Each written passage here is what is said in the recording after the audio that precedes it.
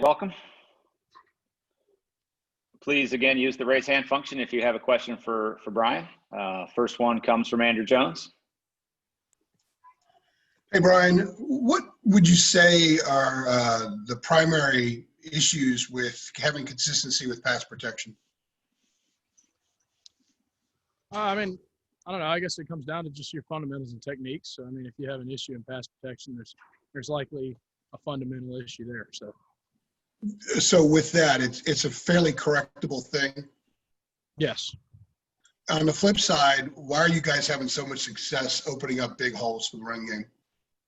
I think we're really just coming together as an offensive line, playing together. Practice today, we're just really starting to come together. When we have our inside run period, we're really just getting hip to hip, moving guys off the ball. And whenever you have great backs like Devontae and Mike, you can only just give them a little bit of sliver of space, and they're going to bust it open for us. Cool. Thank you. Appreciate it. Next up is Greg Barnes. Brian, what did you learn about the team with how they responded there in the second half at Florida State? It's funny you asked that. We were actually sitting there Sunday in the meeting room. Before we even turned on the film, we sat and talked for probably 20, 30 minutes, just open discussion about what we learned from Saturday. And I think we learned from Saturday as a team that, we got to, first of all, learn how to handle success. Coach Brown said at the time we didn't, he didn't think by the way we played Saturday that was a top 5 performance, and I 100% agree. But I think as a team we need to learn how to handle success and also learn how to handle losses. As I walked off the field with Jordan Tucker, I think he and I just both walked off the field. It was very tough, but we just know that we all have each other's backs, and we'll just continue to fight. We're so close at the end. It's coming back and making a final push, and I just love the guys I'm around and see so much fight in this group.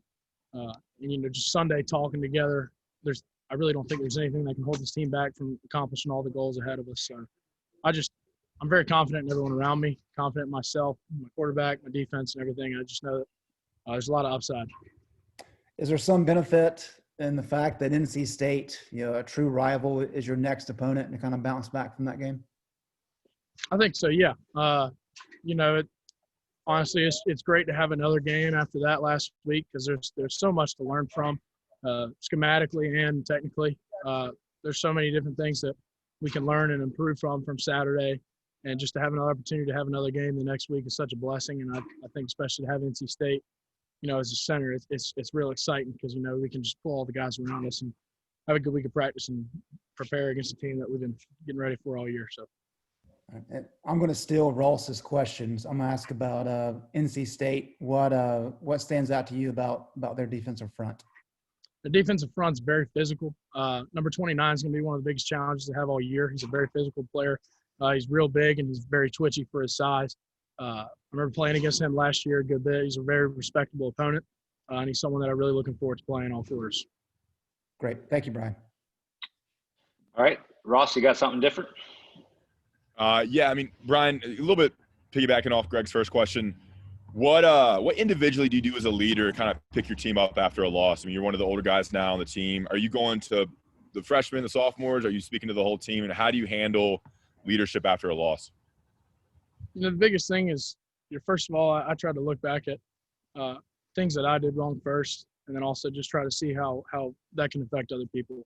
I'm not going to sit and blow smoke up everybody's butt in the locker room and say any corny BS. At the end of the day, it's just you gotta find out what you need to improve on and learn from it. And I think that's just the biggest thing is calling out mistakes you make, and growing from it and growing up and just accepting responsibilities that are going wrong, and then also just being positive, understanding.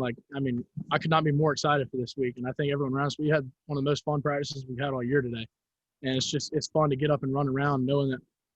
There's a big challenge this week, and having another opportunity to do it's just so much fun. So just staying positive and looking forward to another opportunity is something I look forward to.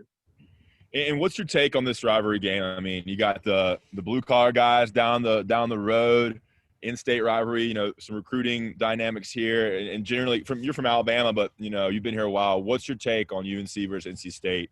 And what's going? They're riding high too. They got 4 straight wins. Yeah, they're having a great year. I think at the end of the day, it's a pride game. It comes down to, two teams that are 30 minutes down the road from each other. You know, if you want to have the pride of the state and earn the respect of the nation, you gotta win the in-state games first. So that's what it means to me. It's just, you know, an in-state opponent and having an opportunity to get an advantage on them to, you know, help earn a name for yourself. There you go. Thank you. Thanks, Brian.